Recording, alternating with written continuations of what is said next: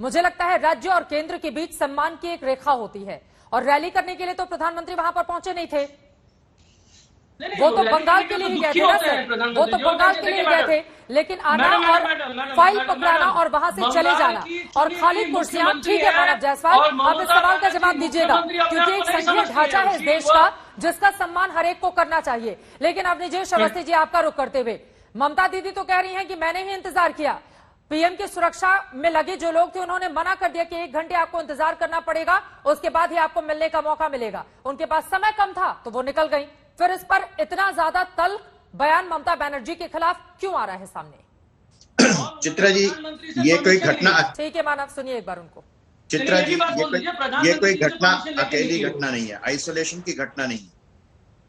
बात सिंपल सी है कि प्रधानमंत्री मोदी जिस एनडीए गवर्नमेंट के प्रधानमंत्री हैं, भारत के प्रधानमंत्री एनडीए की तरफ से, बाकी राज्यों में भी विपक्ष की सरकारें हैं, और इसी समय कल ही वहां पर नवीन पटनायक की सरकार भी एनडीए का हिस्सा नहीं है, वो भी विपक्षी दल की सरकार है, वहां कोई दिक्कत नहीं आती। बाकी पूरे देश में किसी राज्य के मुख्यमंत्री के साथ ऐसी दिक्कत नहीं आती।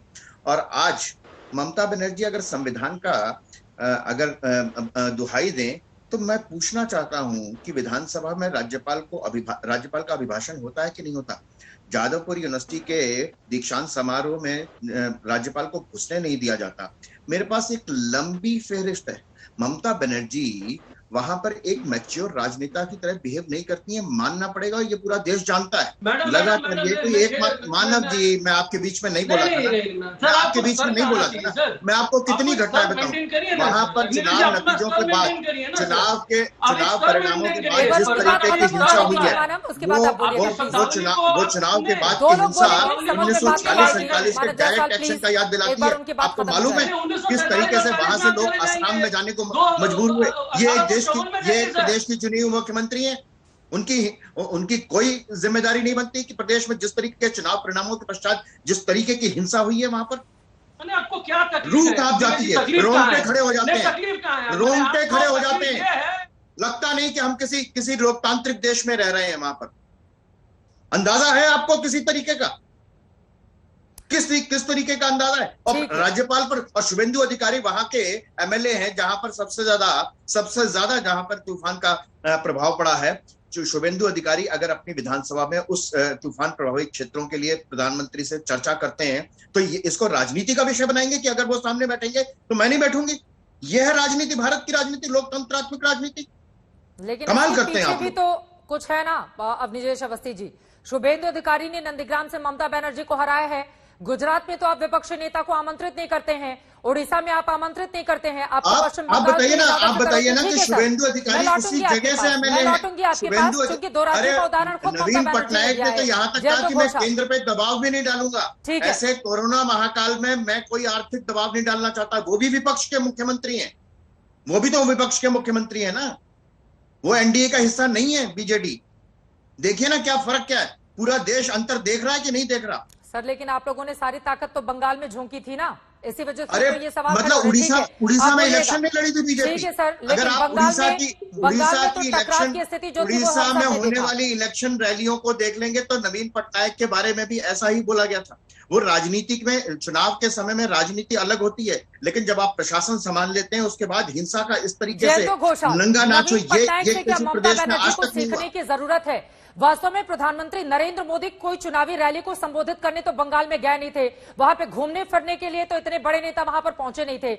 अगर आपदा का ये काल है जब यास तूफान से तबाही हुई है, 20,000 करोड़ का आपने अनुमान लगाया है, ममता बनर्जी सिर्फ लिफाफा पकड़ाने के लिए आती हैं और उसके बाद वहां से चली जाती हैं। क्यों नहीं माना जाए कि इसके पीछे का उनका अहंकार है जो जताने की वो कोशिश कर रही थी?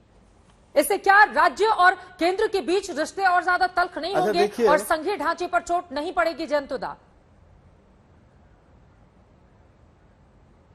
अच्छा देखिए, ममता बनर्जी के जो अहंकार हैं और प्राइम मिनिस्टर को बॉयकॉट कर रहे हैं, पॉलिटिकल वायलेंस बहुत है, लेकिन ये सब कुछ है ममता बनर्जी के खिलाफ।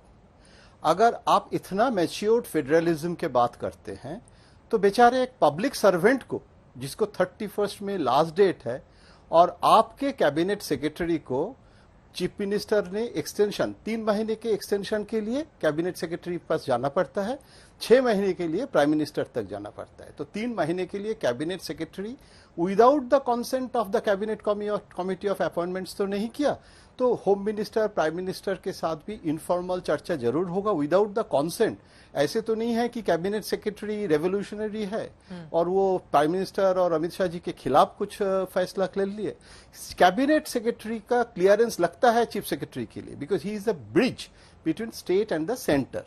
आप देखिए जो चिट्ठी दिया है उसमें बोले हैं कि मंडे 10 बजे आना पड़ेगा और न्यू असाइनमेंट दिया जाएगा। जो कोविड मैनेजमेंट के लिए चेयरमैन है कमिटी का और जिसके कारण एक्सटेंशन लिया गया है, और वो एक्सटेंशन भी सरकार ने ही, गवर्नमेंट ऑफ इंडिया ने दिया है।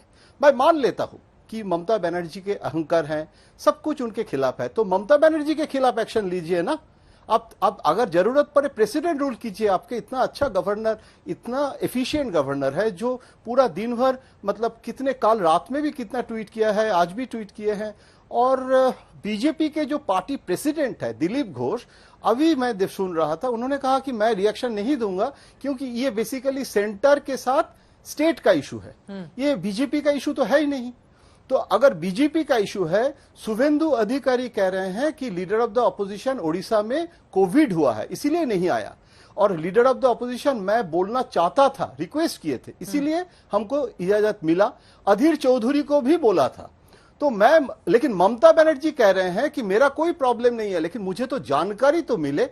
हमें ये जो जानकारी था कि 1-1 मीटिंग पीएम के साथ होगा, मैं प्रेस कॉन्फ्रेंस करके भी बताया था कि पीएम सीएम मीटिंग होगा, लेकिन बाद में मैं देख रहा हूं कि वहां ऐसे लोग हैं जो अगर ये मुझे पता था तो मैं भी मेरे तरफ से एक डेलीगेशन बनाता, वहां भी हम 1-2 एमएलए को भी रखते, क्योंकि एमएलए को रखना, लीडर ऑफ द अपोजिशन को रखना, ये जानकारी देना भी फेडरलिज्म में जरूरी होता है। जैसे कल चिट्ठी दिया है चित्रा जी, वो चिट्ठी अगर ममता जी के साथ चर्चा करके भी कर दे सकते थे।